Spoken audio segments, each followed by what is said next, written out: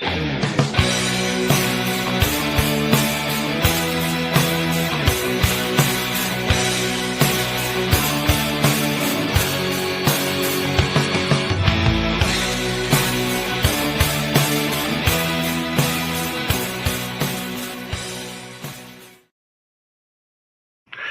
welcome back to Vikings Uncovered, where your Minnesota Vikings have reached the plateau. No, not the plateau.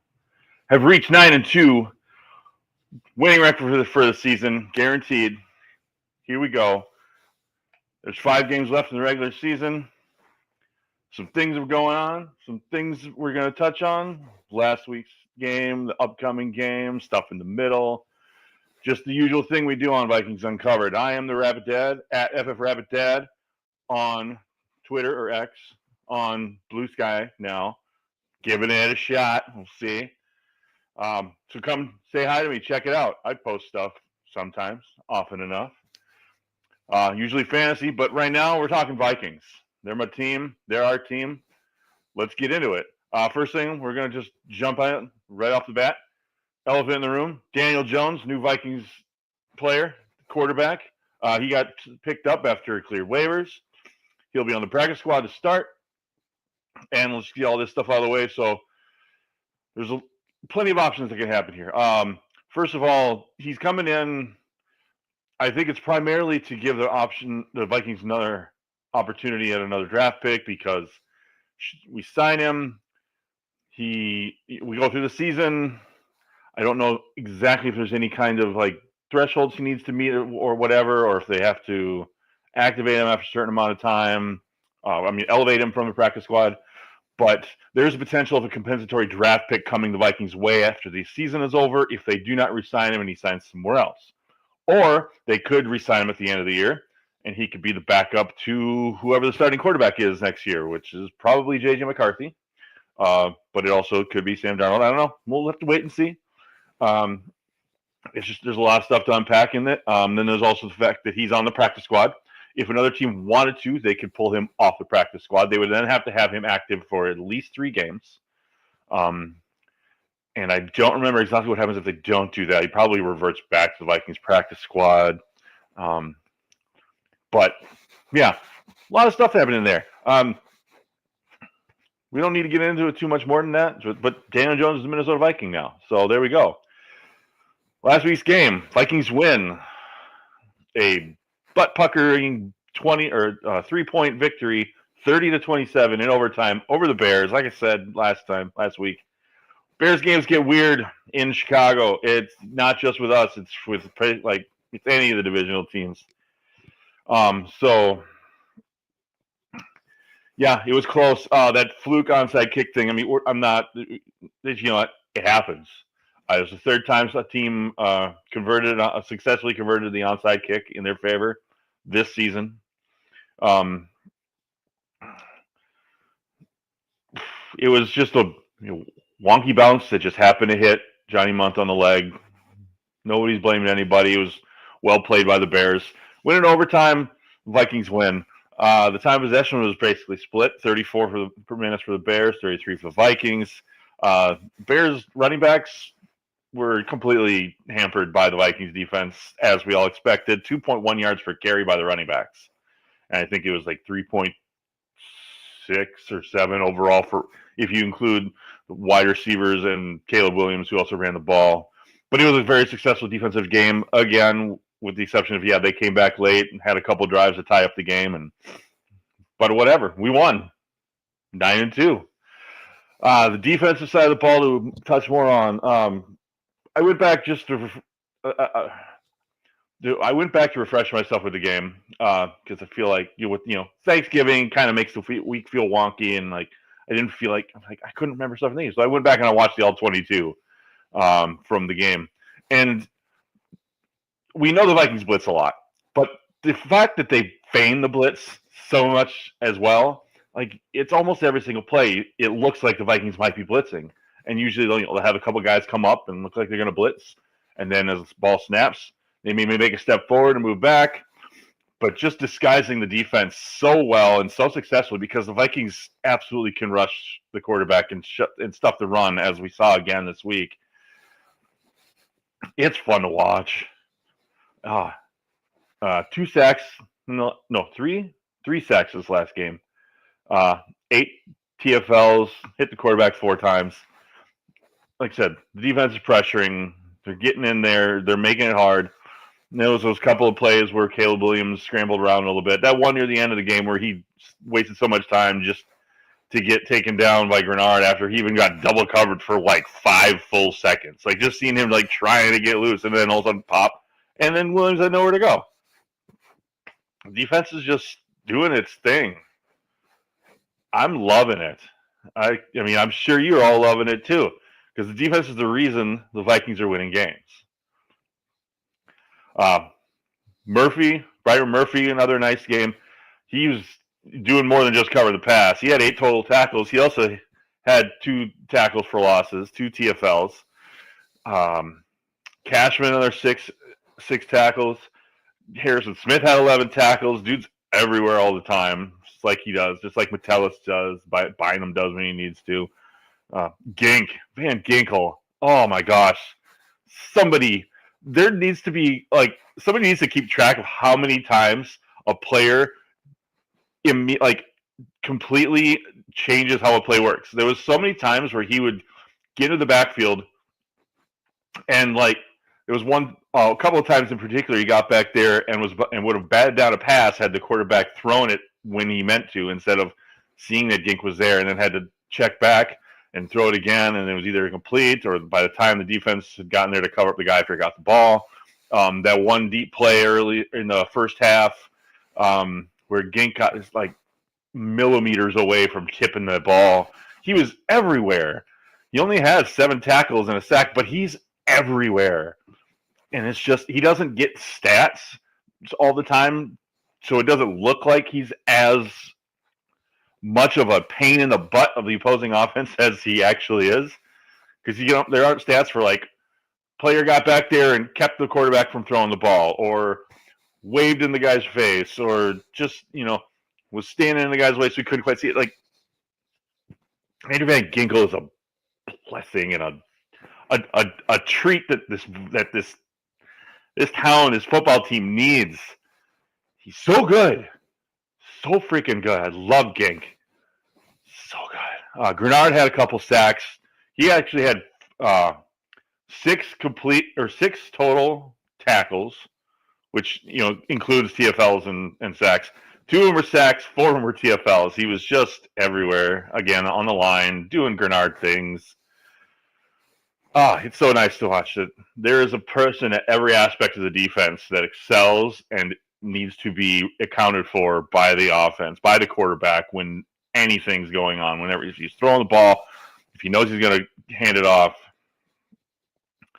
it's so great to watch. The Vikings O-line, another good day. Only gave up 3 sacks. Everybody played in there the whole time except obviously Cam. Robinson went out early.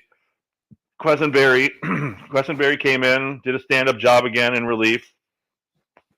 But yeah, it's like a foot. I think it was a foot injury that Robinson suffered that took him out for the rest of the game. He did practice in full on Friday. He's officially listed as questionable. So, we'll see. I think he'll play. It'll really just depend on how he does in pregame warmups. But, yeah, he did practice in full on Friday. So, optimistic potential. Potential optimism. Is that it? There we go. Sam Darnold. 330 yards and 2 touchdowns. I'm liking it. He showed very much the ability to adapt and to adjust as the game went on. And as we'll get into more a little bit when we get back to the wide receivers. But when he knew he needed to make a change, when he knew he needed to look somewhere else, he wasn't just hyper-focused on one guy like he has been so many times in the past. And then over the last couple of games, he's shown that as well. But his adaptability that he showed in this last game and his willingness to be able to look at the next guy instead of just force it in the first or the second read, it came up big in this game. Running backs, Aaron Jones had his second 100-yard game of the season with 106 on 22 carries. He scored a touchdown. Anytime touchdown, cash in right there. If anybody did, good job. Congratulations. Akers, 3 catches, 3 rushes for 19 yards, had a 6-yard catch. The Cam Akers, or not the Cam Akers, the Aaron Jones fumble at the beginning of the game. It's not. It is more so a strip than a fumble, obviously. I mean, the guy got in there and just, you do what those guys do when they get in that opportunity. When they're heads up with a guy, and if they can get their hands around the ball and rip it, wrap your hands around the ball, twist and fall, and hope you pull it out of their hands. It happened. No big deal. One little problem. Aaron Jones was great again. Wide receivers. Okay, so we'll get into it. Justin Jefferson, 2 catches on 5 targets, 27 yards. The Bears sold out 100% on Justin Jefferson. He was bracketed coverage basically the whole game.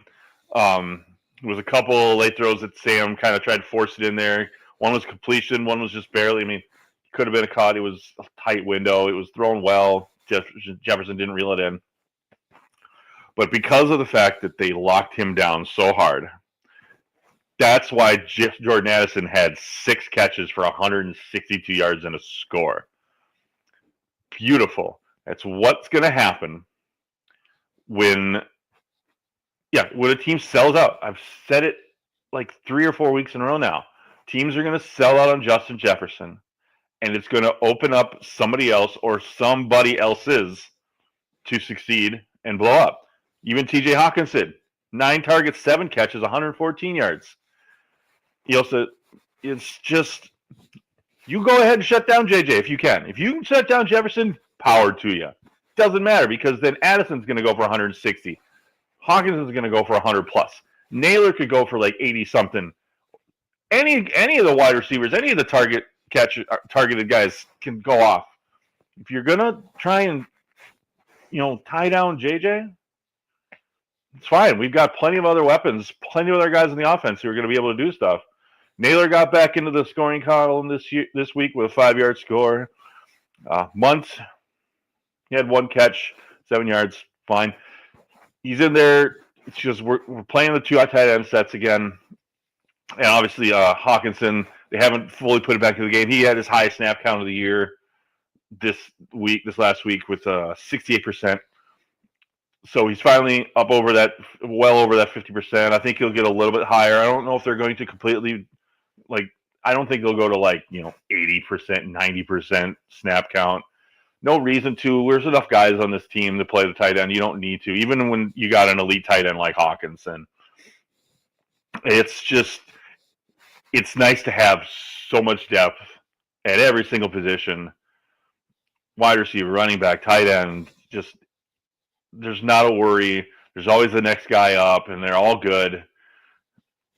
So, yeah, you shut down one weapon, and there's 2 or 3 more that are available. Special teams, promo, 3 for 3 and 3 for 3, longest of 40. That's fine. We were getting closer when we needed to. We didn't need to take a shot from anything further out, and that's fine. That's preferable. Just make it easy for the guy. Right, 4 punts for 167, so, not a huge day. I think he didn't even hit a 50-yard punt. That's fine. It was a lot of shorter fields, not long fields or whatever, but I'm not worried about it. Good job on Bo Richter, Viking special teams guy, on that muffed punt that he fell on. First of all, the returner, that was dumb for not getting further out of the way. He backed off. The punt came in, it bounced, hit him on the leg, and then it's free game for everybody. And then Richter was there to hop on top of it before it rolled out of bounds. Heads up play. Good job, Bo Richter. Love you. Keep doing your thing. We appreciate you very, very, very much. Even if you don't get called out or on the scorecard very often, he was on the scorecard this week with a fumble recovery. I love that heads up play. Just being aware, always knowing what the ball's doing, where to go to do something with it. Okay, let's talk about this week's matchup against the Cardinals. 31st all-time meeting. That's regular season and postseason. 31st time they've played. Vikings have won 18. Cardinals have won 12. Since 1988, when the Cardinals moved from St. Louis to Phoenix and then later became Arizona, but were Phoenix Cardinals for a while. So since 1988, when they moved, Arizona has never won a game in Minnesota. Just saying. Last week they played against the division rival Seahawks. They lost 16-6, and it was a very low-scoring affair. And honestly, wouldn't be surprised if we had another one because this team. We'll get into the offense first. The Cardinals, led by quarterback Kyler Murray, 285 yards, no touchdowns, 1 interception last week, 2 of 9 rushing. For a guy who was brought into the league as a dual threat quarterback, he's not doing the dual threat things consistently. There's no reason he should only have 2 rushes for 9 yards, especially when the game is that slow scoring, that close. I mean, sure, 10's not really close, but still, 16-6. There should be more opportunities for there. But it just doesn't happen. Oh, and the fact that this last week, Call of Duty Black Ops, yeah, we're gonna talk about it. Double XP event from Wednesday, and they also introduced Prop Hunt into the game. For those of you non-gamers, Prop Hunt is a game mode on Call of Duty where you go into a map, one team is soldiers trying to shoot the other ones, and the ones who are getting shot at are inanimate objects that you can move around on the stage, hide on, blend into the environment, climb up on walls on top of stuff. It's pretty fun when I used to play it. But yeah, so that got introduced into the game on Wednesday. So I'm sure Kyler's been spending some time playing the game. Sure, he's been probably in Minnesota since yesterday, but still, it's worth mentioning because we also know Kyler Murray loves his Call of Duty, and I feel like it hasn't been mentioned as much this year. Maybe he's being a little more serious about it, or maybe people just don't care to talk about it anymore. I talked about it. It's there. It's the elephant in the room. All right, so James Conner, running back for the Cardinals, 7 carries, 8 yards last week. Not really great. But he did have 5 catches, 41 yards. So Conner is good, very underrated running back who gets his job done at a high level wherever he goes, whenever they need him to. Because tough matchups, slow matchups, he could be a problem for the Vikings this week. It really depends. But at the same time, the Vikings are excellent at stopping the run. The running game, running backs in general. Like I said, 2.1 yards per carry this last week to the Bears. They have Trey Benson, rookie running back. I like Trey Benson a lot. It's not just because I have dynasty stock in him. I like him a lot coming into the draft. He was my second favorite running back coming out of the draft, right behind Blake Corum. But Benson's been getting a few more touches here and there, so he's getting consistent work.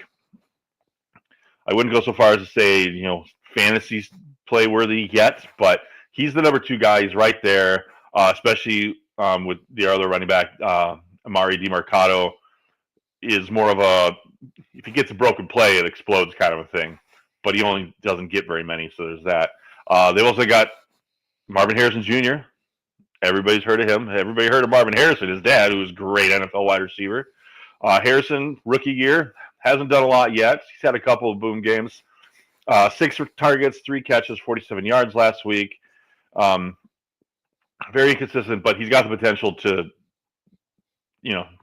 smoke anybody. He's got the raw skill set. He's a very good athlete, very good pass catcher.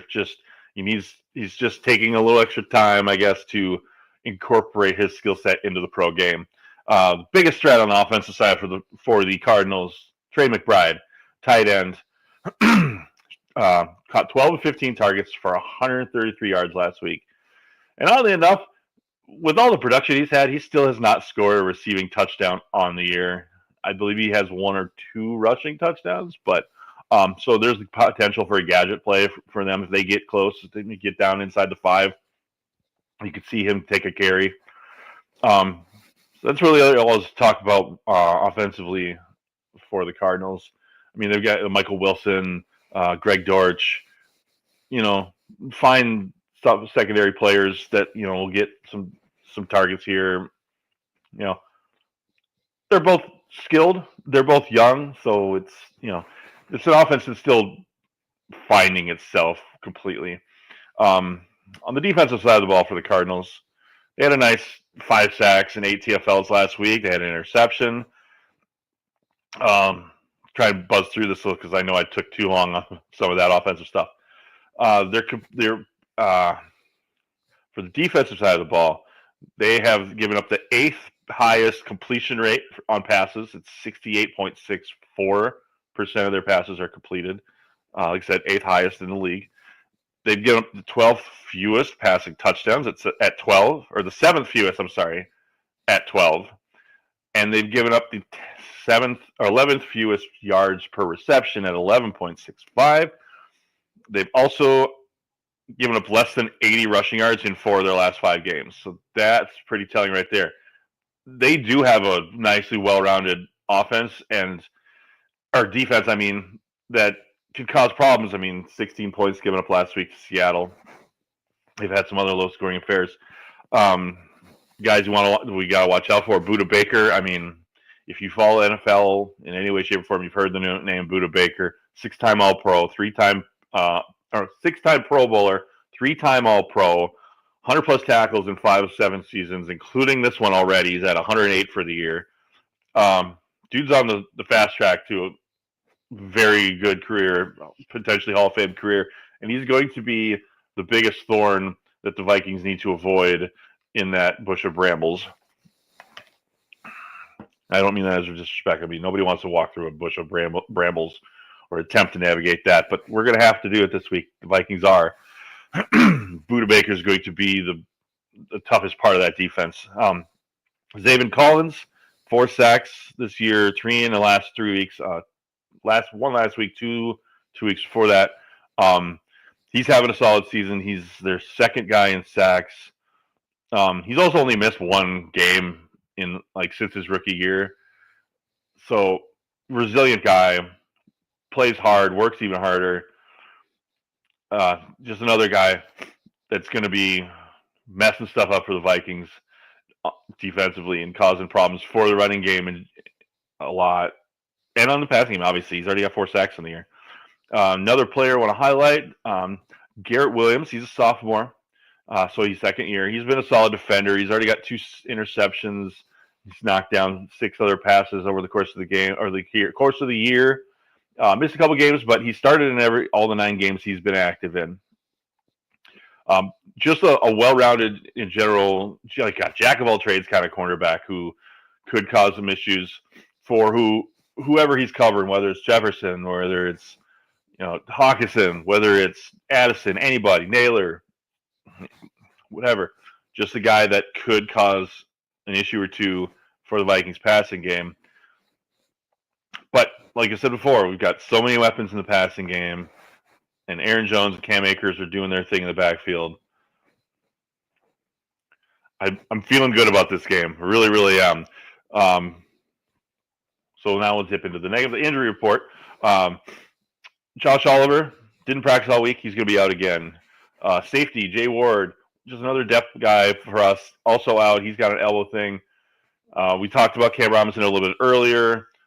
He was questionable. He's still questionable on the injury report. He was limited full practice in the last 3 days. And he's likely to play, in my opinion. If he doesn't, it's Questenberry, who's been fine. But hopefully we get Cam Robinson back. He is the superior option there. For the Cardinals, they're missing safety Jalen Thompson. He'll be out. Or no, he's questionable. Sorry. They don't have any out guys right now. But Jalen Thompson, he's a good defensive player. He's started most of the games he's been in this year, I believe, too. Good tackler. They're also Amari DiMercado, I talked about earlier. He's a running back for the Cardinals. He's also questionable with shoulder. He could miss the game, and it wouldn't be shocking.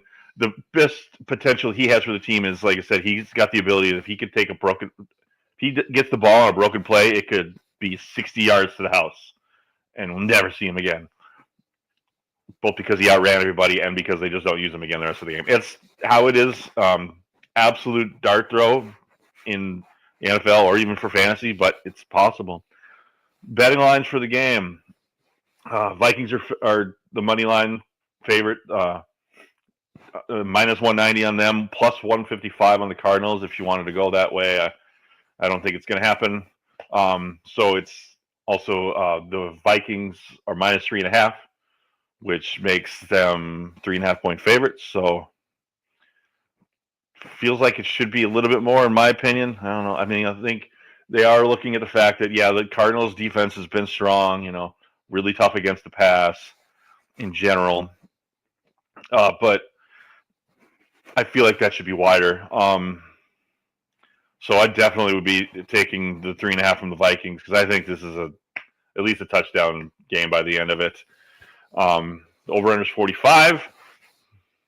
It's pretty accurate there. I don't like it not having a hook. So, if I was a betting guy on the Vikings, which I'm not, maybe I've said this before, I can't remember. One of my personal rules of betting is I don't bet on my own team. I don't put my actual money on the own team, but I do pick the way I feel would be correct. And usually most of the time I've been right. But yeah, so 45 over under.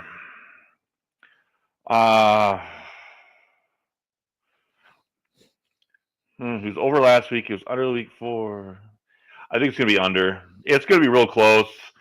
Even with the hook, I wouldn't really want to bet on it if I didn't have to. The favorite betting line so far is actually the plus 3.5 on the Cardinals. Or that's the lowest, actually.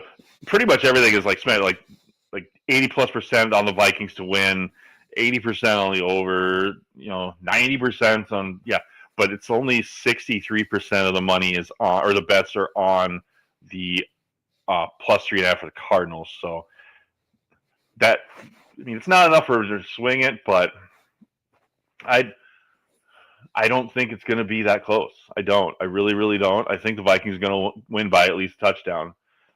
Anytime touchdown, TJ Hawkinson. Get it done. It's going to happen eventually. We're just waiting for it. And like we said, his percentage of snaps has gone up. He's up, excuse me, up to 63% this last week. Pardon me. I think this is the week where Hawkinson finally gets his end zone targets, and it's going to happen. We're going to get it. We're going to get it. On the way to another Vikings victory. Fantasy options. Jefferson, don't even need to tell you. Jones, don't need to tell you. Hawkinson, yeah, you start him. The defense, yeah, because, again, I said the under. I think, Vikings can get 3, 4, 5 sacks. Just got to the offensive line for the Cardinals is solid, but it's got holes. It's penetrable. And if Kyler Murray's sitting back there too long and starts to panic, he's going to have to run, and then he's going to be at the point where it's like, all right, well, I'm either running or I'm going down. And sometimes, he's quick. He can run if he needs to. I think the Vikings got his number this week. Like I said, 3 or 4, maybe 5 sacks.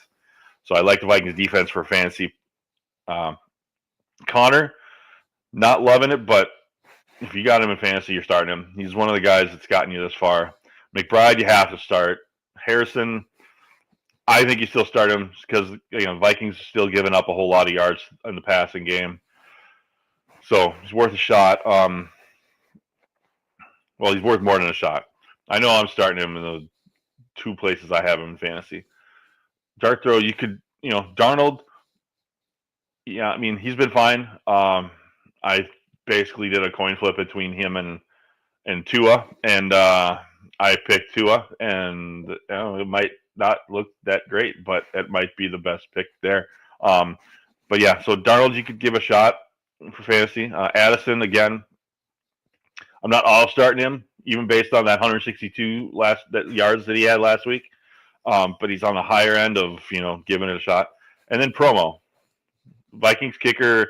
It could be Promo. It could be Reichert. It could be Joe Bag of Donuts off the street. It's going to be a potentially fantasy start worthy candidate because the Vikings get down there and at least in the field goal range so often. I mean, I think Promo's up to in the 3 games he's got 9 field goals. Isn't it 4, 2, and 3? That would be 9 if my remembrance is correct. So yeah, he's going to get opportunities. Any kicker will. And then on the Cardinals side of the ball, Murray, if you got to, you can, fine. Other than that, I wanted to say maybe Wilson or Dortch, but if with both of them playing, they're both absolute no's. I like both of their talents or skill sets. Dortch is just a kind of a fun name to say too, but he's reliable when they throw him the ball. Wilson, high draft potential from a couple years ago. He's got a lot of the raw talent, just hasn't come all together yet. Plus, there's still Harrison and McBride are going to get targeted first, and then Connor probably even gets looks before each of them when they're both in the game. So there's the fantasy outlook. That's the end of the show. Thank you all for coming in and watching again. Shout out to all my Uncovered brothers and sisters out there, and I've been trying to watch more of their episodes. But obviously, with the holiday thing, family stuff, food and football and whatever. But everybody's doing great work over there. Just the Undroppables network in general. Very grateful that they gave me the opportunity to do this show and talk to all of you that watch it every week. But yeah, that'll be it. I'm the RabbitDad, FF RabbitDad on Twitter and on Blue Sky. Come and drop a hey, what's up, or a stupid GIF. I like GIFs. They're fun. I use them way too much. Come, check out what I got going on over on Twitter. If you've ever heard of Tally Site, I put my expert picks on there. I think on the spread game, I think I moved up to fourth, either third or fourth on the season overall. And that's out of like 400 something people. I can't remember exactly, but yeah, toot my own horn. Anywho, thanks for checking us out. Thanks for dropping in. Appreciate you watching. Have a great weekend. Skol Vikings. Win number 10 coming Sunday. Let's do it. Peace out.